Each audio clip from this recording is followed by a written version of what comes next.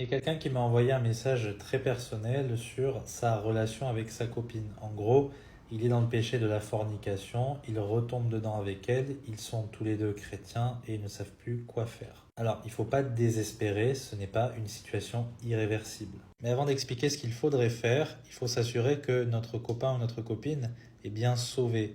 Beaucoup de gens diront ces jours-là Seigneur, Seigneur, donc ils professeront Christ. N'avons-nous pas fait de merveilleuses œuvres en ton nom? Et Jésus leur dira, je ne vous ai jamais connu. Il faut s'assurer d'avoir fait la volonté du Père qui est de croire uniquement en Jésus-Christ pour être sauvé. Il y a beaucoup de gens qui se disent chrétiens, mais qui ne le sont pas, qui croient en un faux évangile. Et j'ai fait plein de vidéos sur la question. C'est le plus important, sinon tu risques de te mettre sous un joug étranger avec un incrédule.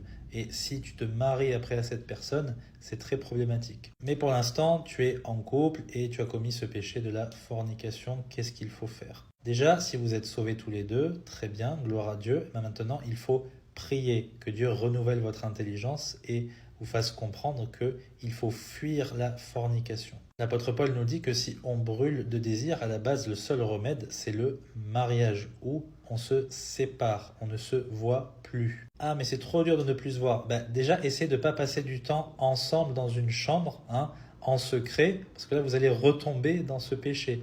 Essayez de ne plus vous voir chez l'un ou chez l'autre sans qu'il y ait du monde, par exemple. Après, si vous voulez vous voir tous les deux, vous pouvez le faire dans un parc. Vous pouvez vous tenir la main, vous asseoir sur un banc, discuter, il n'y a pas de souci. Les commandements de Dieu ne sont pas pénibles. On doit en faire ses délices, d'accord? Si ton copain ou ta copine est agacé par le fait que toi tu veux arrêter maintenant et attendre jusqu'au mariage, c'est problématique. C'est peut-être que ce n'est pas la bonne personne. Maintenant, si il ou elle veut attendre, très bien, attendez, faites ce qu'il faut. Oui, mais comment faire maintenant si on veut se marier parce qu'on est quand même trop jeune? Comme je l'ai dit, vous attendez, ce n'est pas la mort. Il y en a qui sont capables de le faire, ok. Ensuite, qu'est-ce que vous faites en couple à votre âge, j'ai envie de vous dire? Parce qu'on se met en couple dans la perspective de se marier en tant que chrétien.